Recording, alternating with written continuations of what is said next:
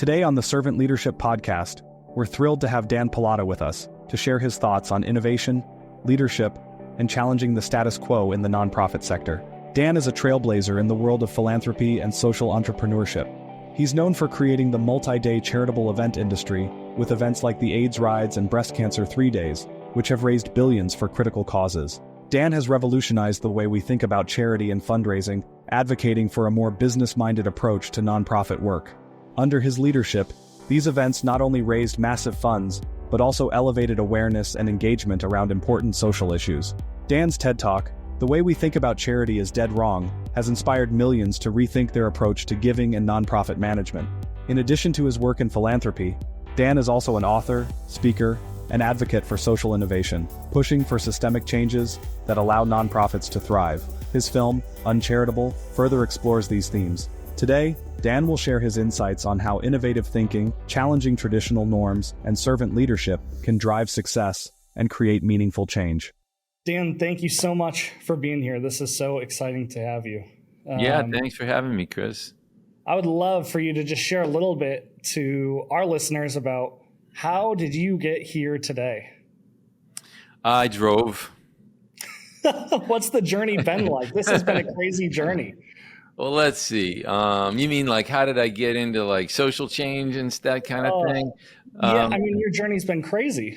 It's been crazy. Well, I was born on the first day of John Kennedy's presidency, so I'm a child of the 60s. Now, there's some people who were teenagers of the 60s. It's different to be a child of the 60s. It meant when you were forming your worldview, that was being shaped by the words of John Kennedy and Robert Kennedy and Martin Luther King talking about love and justice in the same sentence. Young, vibrant leaders who, had a new vision for the world and were saying things like the future is not a gift, it is an achievement. Also, though, if you were a child of the 60s, you didn't understand it, but you were watching your parents watch Walter Cronkite every night report on the Vietnam War and bloodied American soldiers being carried onto helicopters and burned out Vietnamese villages. And you got this sense that the human condition was futility. You got this sense that adults had given up, that they didn't know how to control their own circumstances. Even the president of the United States couldn't figure out how to get out of this quagmire. And that was, yes, it was tragic and all that, but to a kid, it was just boring. Like it was dull, demoralizing, and boring that we couldn't figure this out. But if you were a child of the 60s, you were also watching Apollo unfold, right? Because Kennedy makes that speech in 1961, and we land on the moon in 1969. So your life from 0 to 8 years old, there are all kinds of missions going on, whether it's the Agena testing docking mission or, Apollo 8, Apollo 7, Apollo 10, and then finally Apollo 11, watching all the docking maneuvers and rendezvous maneuvers and landing on the moon. And so I think it was the confluence of those things that made me frustrated with the world, want to make a difference in the big way that Kennedy's and Martin Luther King were, but it had to be as big as going to the moon. It had to be as big as Apollo.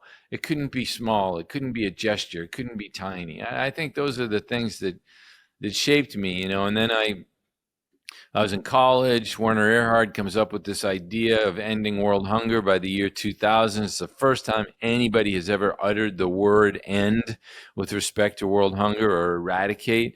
Up until then, it was always just aid, right? Just help these poor people. And he creates this possibility that you could eradicate. We could be the generation that eradicates world hunger. And I was excited by that. It was big like Apollo.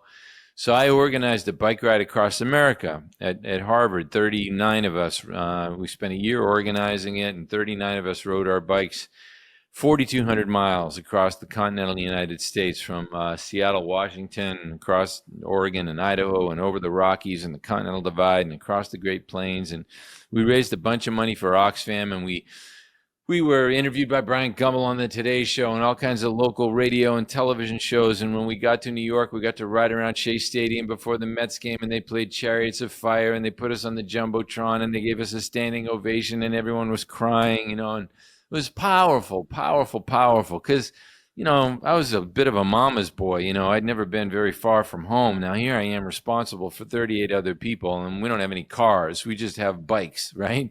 To get ourselves across America and eat and sleep and all that stuff. And, at first you just want to quit. You're in panic mode, constant panic mode.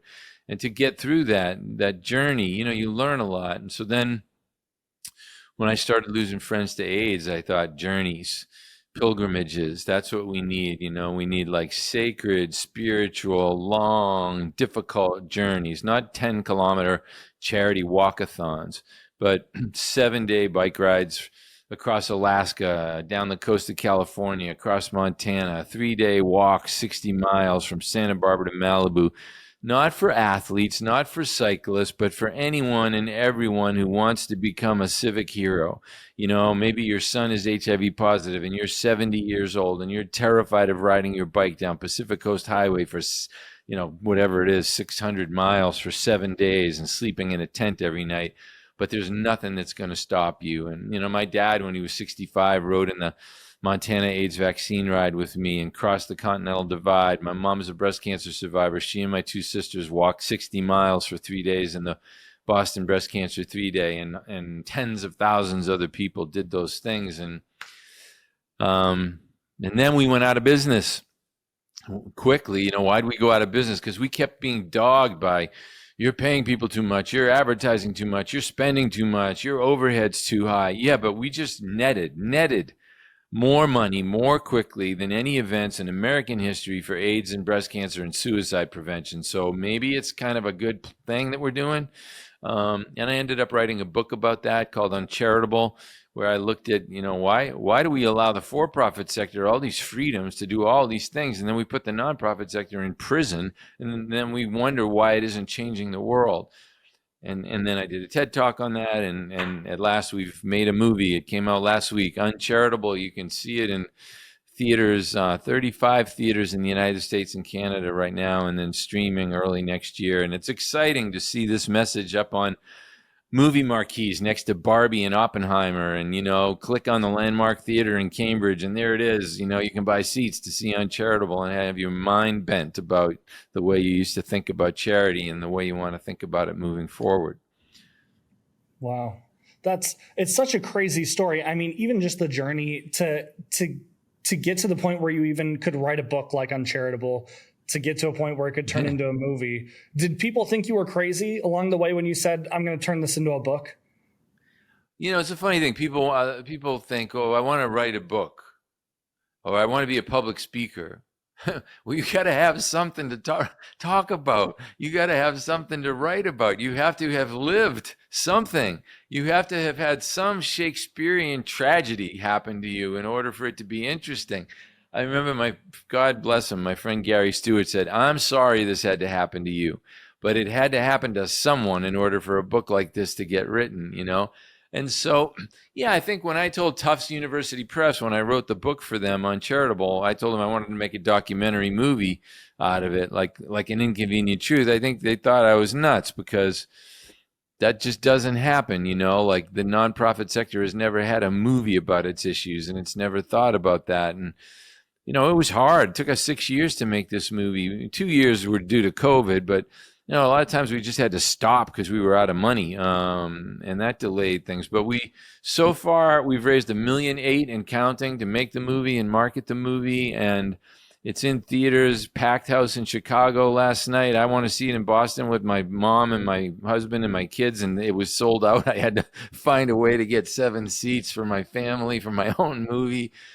We packed the Directors Guild Theater full to the rafters, 430 people at our premiere last week, and then it sold out at the Village East by Angelica, and it's actually going to run for 2 weeks in New York now, so it's exciting. I mean, it seems like it's been a trend that you've kind of launched these things. Even the TED Talk, when you first did the TED Talk, you probably had no idea how much that would blow up. I mean, it's had so many millions of views. It's one of the top TED Talks out there. What was the reaction to that? Did you even think it could get this big? Well, I had been to TED in 2006 and 2007, and that's before the talks were online. So if you went to TED, about 2 months later, you'd get a box full of DVDs of all of the TED Talks that you had seen. And this was only, 15 years ago, right? 16 years ago. And I figured the best way not to get to do a TED Talk is to ask for one. Like, don't ask. Wait for them to ask you. So I waited. 2008, 2009, 2010, 2011. Nobody asked me. 2012, I said, screw it. I am sending Chris Anderson, who runs TED, an email. And I did.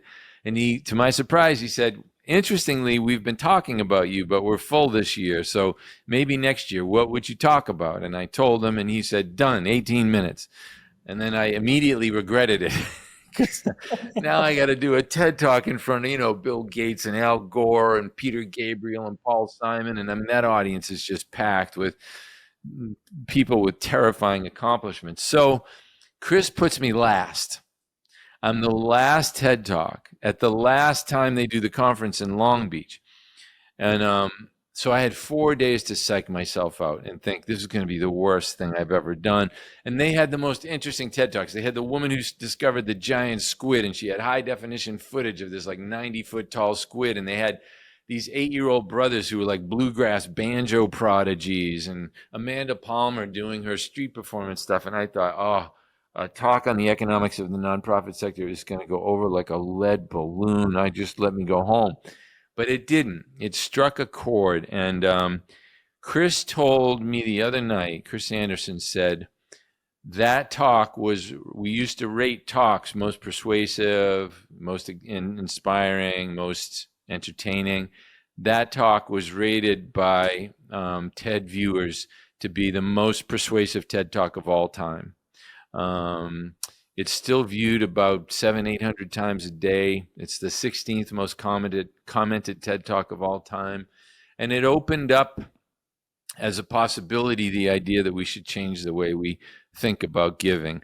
Instead of asking about overhead and the CEO's salary, ask about what good is being done, what problem is trying to be solved, and by when, because that's what you as a donor want, right? You really want problems solved.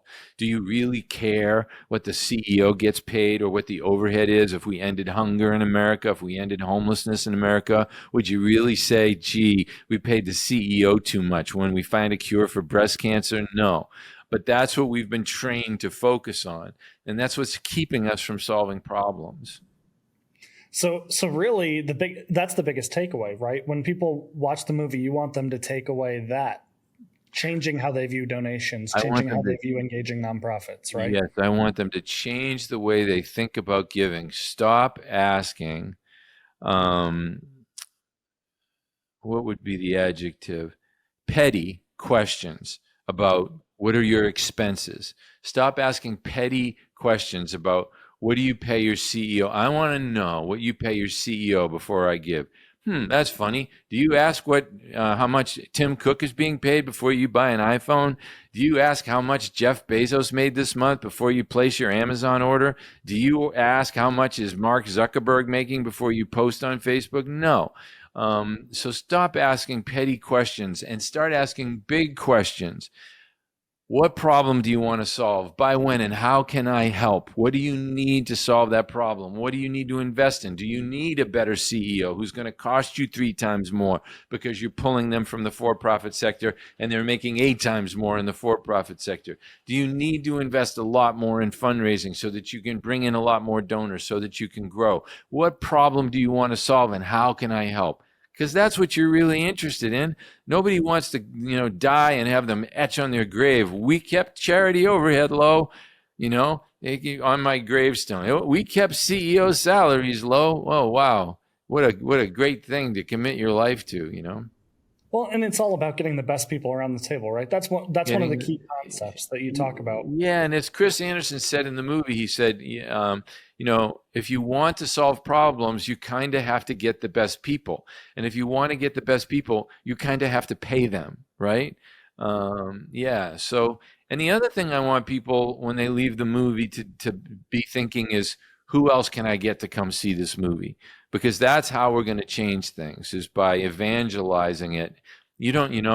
You don't, the movie will say it for you. I would give a speech and people would, the next day would feel like, how can I tell my board members what Dan just said? Well, you can't, because I do this 900 times a year and you don't. So you're going to trip all over yourself.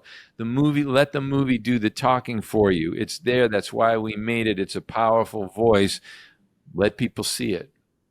There are so many people who have gotten behind this movie, not just as spokespeople, but who are in the movie. You know, you talked about Chris Anderson's in the movie. I know Scott Harrison's in the movie. Obviously, you're in it. There's so many people. How did you get so many people to be in the movie?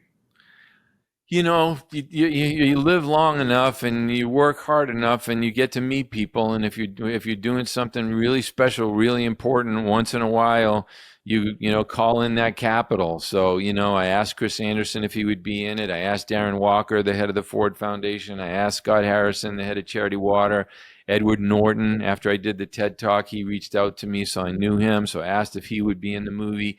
Tom Tierney, who runs the Bridgespan Group, Mark Tursek, who runs the Nature Conservancy, Dory McWhorter, who runs the YMCA of Greater Chicago, first female African-American, Milton Little, who runs the United Way of Greater Atlanta, Rudy Espinoza, who runs an organization in LA. So, yeah, you know, just ask. It's funny, I see kids today and they're like afraid to ask for help. They're afraid, you know, they're embarrassed to ask.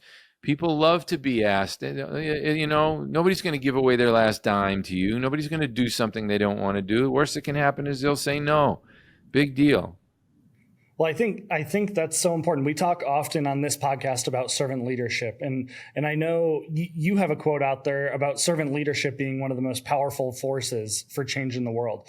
I don't know if you know that or not, but you have a quote out there about that. And how do you see that being true? Just servant leadership in this role in the nonprofit space as donors. Where do you see servant leadership playing out? How is it important for this uncharitable message? Well, here's how I think about leadership and service and philanthropy. Philanthropy comes from the Latin, I think it is. Yeah, philos, anthropos, which means love of humanity, right? It doesn't mean you gave away $1 billion. That's not the definition of philanthropy. It's love of humanity. So you don't have to be a billionaire to be a philanthropist. You don't have to give any money to charity to be a philanthropist. And I look at Steve Jobs and the contribution he made to forwarding humanity and the things that the Apple Watch will do an electrocardiogram in 30 seconds. If you know your mother falls, it'll call 911. There's an SOS satellite mechanism on it. The things that the iPhone has done to improve the lives of the blind and those who can't hear. I mean, that's just amazing. And he had the courage to say, hey, how about a phone with no physical keyboard, and have Steve Ballmer laugh at him? Or, you know, I mean, you look at the difference that a Muhammad Ali made and the inspiration that he was. You look at the difference that a Neil Armstrong made. So a lot of times I'll get emails from students, young people, and they'll say, I want to go into nonprofit. That's how they say it, almost like it's a slang. I want to go into nonprofit. They don't start by saying, I want to do something about hunger. I want to do something about cancer. They say, I want to go into nonprofit. Well, that's just a tax status. That's all that is.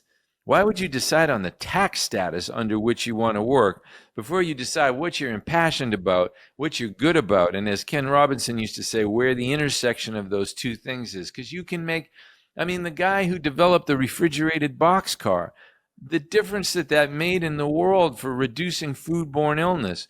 You know, if there's a kid in the hospital, you watch them playing with Legos, right? Or just the way Legos animate the imaginations of children. That makes a massive difference in the world. So, and what Elon Musk is doing right now, you know, and he isn't building massive yachts for himself or building a mansion with all of his millions of dollars. You know, he's like sleeps in one-room apartments and on the factory floor. This guy is just driven by that dream. That's all servant leadership. So what advice would you give to people who want to become more servant oriented? Well, follow your dream, follow your passion, and you can't help but be of service. Imagine what a tragedy it would have been if Steve Jobs got manipulated into going to work for a nonprofit organization because they convinced him that was the only way you could make a difference. Or if Muhammad Ali went and became the CEO of a soup kitchen because he wanted to make a difference. You make a difference in all kinds of different ways, and the biggest way you make a difference is by being uniquely you. The difference Bruce Springsteen has made in people's lives, the way that people relate to him, his relationship with their father, the way that they relate to sometimes feeling like a loser and needing to hold on to the notion of the land of hope and dreams. And, that takes guts to, he tells this wonderful story about his hair used to be really long, and he and his father used to really fight all the time. And his father would tell him, stop playing that goddamn guitar. And he would stay out of the house a lot, even in the winter. And he came home one night, and his father was sitting up waiting for him in the kitchen. And he comes into the kitchen, and his father says, what do you think you're doing with yourself? And Springsteen says, the worst part about it was I could never explain it to him. How does Bruce Springsteen tell his father, I'm going to become Bruce Springsteen, when that has never existed, right? That takes enormous courage and is of enormous service. So what is the thing that lights you up? What is the thing that nobody's going to be able to stop you from doing because it's so exciting to you? Do that thing and do it well and innovate and take humanity the next level in that domain. There's all this talk of corporate social responsibility. I'm not a big fan of it as currently defined. I would much prefer that you don't make products that suck. Okay, I would much prefer that you don't leave me on hold for 45 minutes and then are unable to answer my question. That would be really great, corporate social responsibility. And then worry about charitable giving after you've got all that straightened out. Too much virtue signaling, Yeah. I mean, you've worked with so many of these leaders. One that comes to my mind is Stephen Gyllenhaal, right? You and him have been on this journey together of making this movie. How did you guys even get connected, and how did it really turn from book, which seemed like a crazy journey in and of itself, into movie, which probably seemed like an even more impossible feat? Well, I knew I wanted to make a movie out of it from the get-go, because I saw An Inconvenient Truth, and my book came out right after that, and I thought this book would lend itself to a documentary movie like that as well. Stephen and I met when we both lived in LA through friends about 25 years ago, and it's funny, because everybody in Hollywood talks a big game, and Stephen would say, my children are becoming movie stars. And you're like, yeah, right. Because you never heard of Maggie Gyllenhaal or Jake Gyllenhaal 25 years. You never heard of them. They were 12 years old. And they do, in fact, become movie stars. So, Stephen and I are in touch now and then. And he's making this movie called In Utero about epigenetics and the effects of trauma in the womb. And he asked me if I could help him market it. And I said, I will help you market that if you will take a look at my proposal for this documentary movie and help me out with that. And he really loved the idea of it and got more invested in it. And I don't know, after 6 months or 8 months, he said, all right, I'll direct it. And, it's Stephen and I are great friends, and it's hard, right? Because, you got two strong-willed people, two very creative minds. And what's most important to me is that the movie be persuasive, that when you walk out of that theater, you are persuaded. What's most important to Stephen is that it be emotional, that it be like a movie, that it have tension and drama in it. Otherwise, people aren't going to go see it if it's just an academic piece. So there's this battle always going on between the two of us. And me, I was on the debate team in high school trying to teach Stephen, like, there's a difference between an assertion and an argument. Like, an assertion is you shouldn't ask about overhead. Well, you can say that all day long and you're not going to convince anybody. That's just an assertion. But if you get under the hood and you tell them, did you know that when you ask about overhead, it just tells you about costs and it doesn't tell you anything about the actual impact the organization is having? Then they go, oh, I never knew that. All right, now you're beginning to persuade them. So the movie is a wonderful combination of emotion and persuasion and argument. And that's why Stephen insists that we call it a movie, not a documentary, because it really is a movie. I mean, if you look at the marquee in the Village East right now, it's right there next to Barbie and Oppenheimer. I mean, it really is powerful. It is funny, the difference between documentary and movie, because when I watched it, we talked about it. A bunch of us went and saw one of we got an early link for it, right? And we went and watched it, and it was unbelievably powerful. And when people asked us about it, it was hard to explain because it had both the emotion and it had the story behind it. So I think you guys pulled it off in such an amazing way. Oh, I'm glad you feel that way, Chris. Yeah, I'm excited for our audience to hear about what the future will hold after people see it. And I'm excited for them to see it. Yeah. When people are thinking about, am I the right person to go see it? How do you convince them they're the right person to go see the movie? You like having your mind blown? Do you want to make the world a better place? Do you like a really emotional movie? Do you like learning new things? If you don't go see this movie. But if you want to go see this movie, you can go to UnCharitable Movie, uncharitablemovie.com, and then it will be streaming in late December or early January. So if there's a will, there's a way. But yeah, it's just, if you care about purpose, if you care about humanity, if you care about meaning, if you want to be inspired, if you want to have a sense of hope instead of a sense of dread, which is so much of what we get in this world these days, UnCharitable will do it for you. It'll give you a great sense of hope because it lays out ideas that could really have us change the world. Now, what do we mean by change the world? That phrase gets tossed around all the time. Change the world, change the world, change the world. Well, what I mean by it is as Buckminster Fuller said, create a world that works for everyone with no one and nothing left out.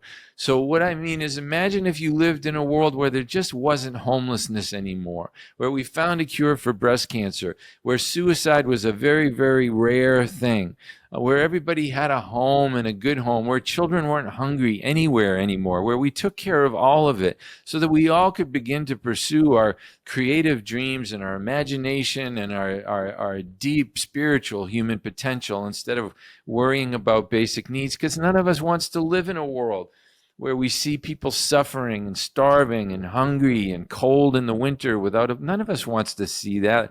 And when we do see it, it darkens our world as well. So let's get that all cleaned up. And the movie lays out a hopeful path for doing that. Yeah, obviously you've been doing this for the better part of a decade. What's one of the biggest? I've been doing this for the better part of a century. Fucking excuse my language, a century, a decade. The movie, at least. The movie. I guess in concept, you've been thinking about the movie for more than that too. But the whole uncharitable stuff. What's one of the biggest leadership takeaways that you personally have taken away from this? Not the uncharitable theme, but you as Dan. What's one of the biggest leadership takeaways? Well, persistence is really important. And intention is really important. My kids are 15 years old, and like a lot of 15, they're worried about how their life is going to turn out. And what I tell my kids is, look, you want your life to turn out, right? Like you want to make the most of this thing called life, don't you? Yes, that's enough. If you've got that intention, just follow the yellow brick road. If you've got that intention, just keep your eyes and ears open to new opportunities, bad things that happen to you, and what new direction they send you in that you didn't necessarily want to go in. They're all leading you somewhere that I promise you will be magical. If you want your life to turn out, and by have your life turn out, I mean have it at the end of it all have had a sense of great meaning and purpose. Not a nonprofit meaning. It doesn't have to be a nonprofit, but a great sense of meaning and purpose. I'm sure If Beethoven could see what became of his life, he would have a great sense of meaning and purpose, you know? Yeah, I love it. Well, I want to ask you 10 rapid fire questions to finish us off here. So answer these however you feel, whatever comes to your mind first. Okay. There's no right or wrong answer, but Okay. who's the first person you think of when I say servant leadership? Abraham Lincoln. Okay. What's the 5 words that most describe you? Anxious,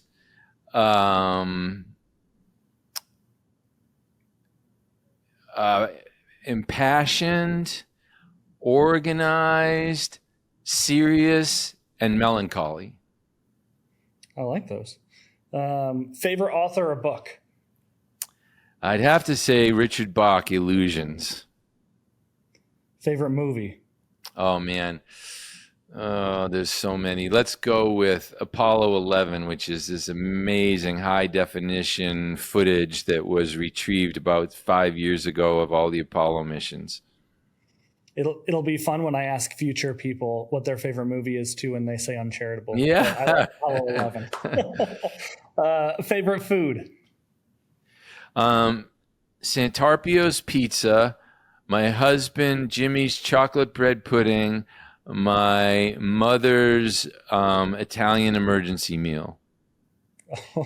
Okay. Favorite thing to do in your free time? Write music. Wow. What kind of music? Folk.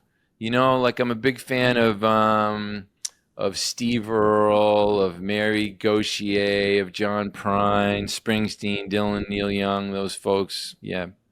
And you can go to Dan Pallotta Music, or you can go on iTunes, and I got albums and stuff you can listen to if you'd like. Wow. I'll have to check that out. I didn't know that. Surprising fact about you? Surprising fact about me. I always wanted to be an NHL goalie. Wow. Who's your team? Oh, Boston Bruins. Okay. Yeah. I'm a Red Wings fan, so. Detroit Red Wings, yeah. You've been beating us. Those were the days back when I was a kid. You're even way younger than me, but there were only like 8 teams, and then they added like the New York Islanders, and you know they started adding other teams. But yeah, the Red Wings were one of the originals. Yep. Favorite place you've been? Oh my God, my favorite place I've been. My favorite place I've been. Oh, I love so many places. Probably,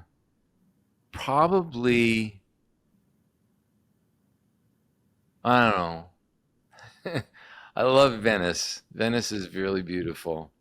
Venice is magical. It's like Disneyland, but real. Okay, place you want to visit that you haven't gone to before? The moon. Oh, wow. That might be possible here soon. Yeah. Last question. Best advice you've ever gotten? It may not happen when you want it to, but when it does, it will be right on time. Wow. That is a great way to finish. So if people want to find out more about UnCharitable, what's the best thing that they can do? Go to uncharitablemovie.com. And if you want to find out more about me, go to danpallotta.com. Wow. This has been awesome, Dan. Thanks so much for all your time. Yeah, Chris, thanks for doing this. It's a really great thing that you have, and I wish you all the luck in the world, and keep at it. Thank you for listening to this episode of the Servant Leadership Podcast. If you enjoyed what you heard, please give it a thumbs up and leave a comment below. Don't forget to subscribe and hit the notification bell to never miss an update.